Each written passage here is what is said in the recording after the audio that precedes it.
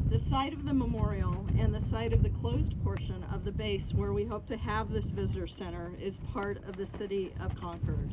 At this point, I would like to invite Tim Grayson, Mayor, City of Concord, to say a few words.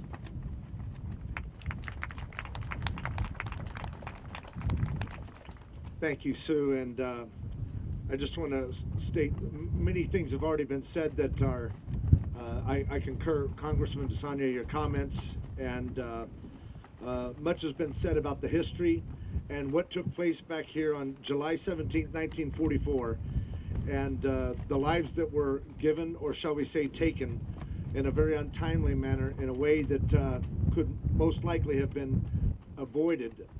So today we are here and we find ourselves in a peculiar situation because of a relationship that is developing now between the city of Concord, the Park District, and the Navy.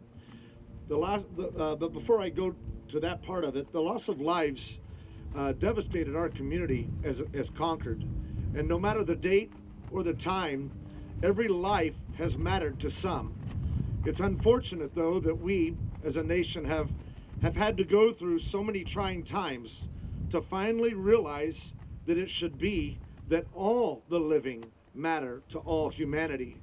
As a matter of fact, I would state today that it is absolutely imperative that we continue to strive for civil justice until we can actually practice at home what we preach to this world: liberty and justice for all.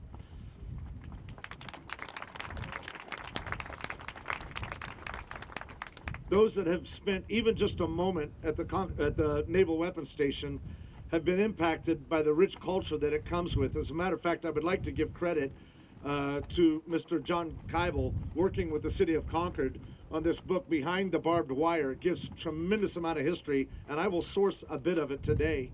Just a little bit of context to the history and the culture of our relationship as a city. In 1941, Congress approved establishing the terminal facility as Port Chicago, California. It's in 42 that the construction began.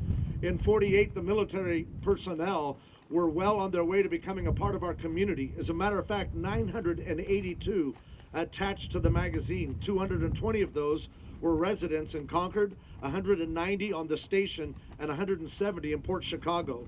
But not everything ran as smoothly as we wanted it to. In 1947, 200 soldiers returned back home from 4 months at sea. Their very first night, a riot erupted at 3 Port Chicago taverns. It took 4 sheriffs, 2 highway patrolmen, and 6 shore patrolmen to quell it. So now we have them just swim back to release that energy. Beginning in 1954, open houses were actually held on Armed Forces Day with various types of entertainment, judo, ammunition palletizing demos. The Navy frogmen would demonstrate sunken mines and how they were brought to the surface. The viewing of the Terrier guided missile, the ammunition shop, and seeing the biggest X-ray machine west of the Mississippi.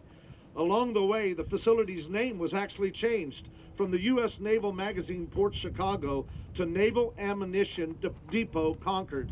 Now, there were at least 2 explanations that were offered for changing the name from Port Chicago to Concord. Number 1, the Port Chicago post office had no Saturday delivery, and the Concord post office did. Number 2, the name change, well, it was to confuse the Russians. In 1968, the base's increase of personnel impacted our city, the city of Concord, in a huge way, to the role of civilian payroll averaging $24 million a year, and the military personnel spending an additional $11 million surrounding communities. After years of negotiation, the Concord Municipal Golf Course was dedicated in 1966 and is a tangible result of what can be accomplished by a cooperative relationship between the Navy and the Concord community. We look at that as the practice session for what's about to happen with the other 5,000 acres. And remember when I said all living should matter? In 1972, 6 tule elk, 3 bulls and 3 cows were introduced to the portion of the inland area. Military personnel named the head bull elk JJ. They referred to him as the station's boss tule elk. JJ remained head bull until 1979, when he lost to a younger bull. Both bulls were later seen with deep antler gashes scoring their sides. After that, JJ simply became the herd's outcast and was mostly seen alone. In 1966, the USS Fire Drake crew wanted to fly the colors of their home port, but Concord didn't have a flag. So there was a contest that was held. The winning design was produced and presented to the Fire Drake's crew, which flew the flag while on deployment. It was in 2009 that Congressman George Miller introduced the Port Chicago Naval Magazine National Memorial Enhancement Act, which allowed the city of Concord and the East Bay Regional Park District to establish and operate a facility for visitor orientation and parking, administrative services, and curatorial storage for the memorial. I'm proud to say, or happy to say, that President Barack Obama approved and signed that bill in December of 2009. So now, the National Park Service and the East Bay Regional Park District, in conjunction, October 11th, that our mayor at the time, Richard Lapointe, had recognized that the weapons station had continued to be a contributing member of our community. Therefore, on that day, he named it Navy Day in the city of Concord. So Sue, today I would like to present to you a proclamation as mayor of the city on behalf of the city council, hereby proclaiming Saturday, July 18, 2015, as Port Chicago Naval Magazine National Memorial Day in the city of Concord.